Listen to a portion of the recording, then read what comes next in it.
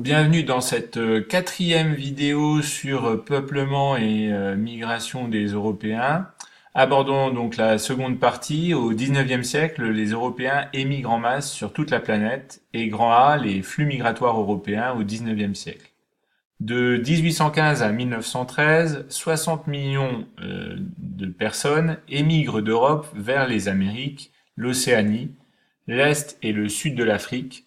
À cela, il faut aussi ajouter 1 million d'émigrants vers l'Afrique du Nord.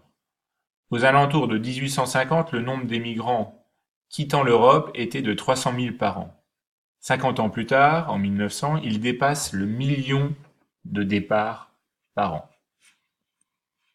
Nous avons ici une carte qui récapitule les différentes orientations, les différents flux migratoires. Donc on voit que principalement il s'agit d'Amérique du Nord, États-Unis et Canada, puis dans un second temps l'Amérique latine, ensuite l'Océanie et enfin les Caraïbes et l'Afrique du Sud.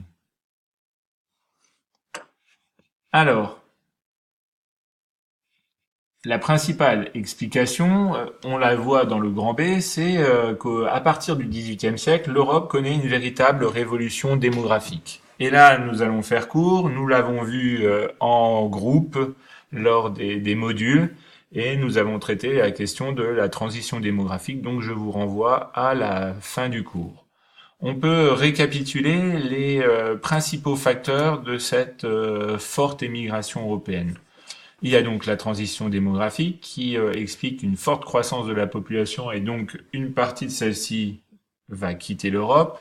Il y a aussi une révolution agricole, le développement de la mécanisation et donc une main-d'œuvre trop abondante dans les campagnes qui va quitter les campagnes pour les villes ou pour l'étranger.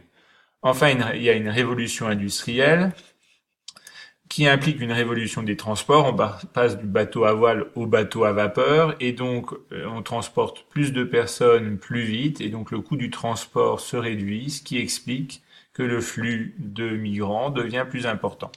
Enfin, il y a la politique des États qui laissent partir une partie de leur population pour permettre aux structures de l'État de s'adapter et il y a les persécutions politiques ou religieuses notamment des protestants par exemple, qui expliquent aussi une partie de l'émigration européenne. Donc ça, c'est ce qui est propre à l'Europe, ce qui est en orange ou en jaune. Par contre, il y a aussi des facteurs extérieurs à l'Europe qui expliquent la forte émigration européenne. Il y a des pays neufs, le Canada, les États-Unis, qui ont besoin d'être mis en valeur et la population sur place n'est pas suffisante et donc l'accueil de migrants est une solution pour cette mise en valeur. Il y a l'essor économique des États-Unis, il y a besoin de main-d'œuvre aux États-Unis et donc l'apport européen permet de répondre à ce besoin.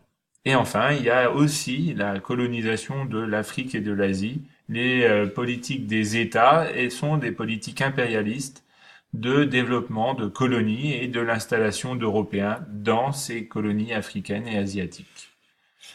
Donc, pour conclure, on peut dire que du XVIe au XIXe siècle, les Européens, par leur action et leur migration, ont modifié la répartition de la population de tous les continents. Les zones les moins touchées étant celles des autres foyers anciens de peuplement, comme l'Asie du Sud et de l'Est. C'est la transition démographique qui a favorisé la domination de l'Europe sur le monde au début du XXe siècle.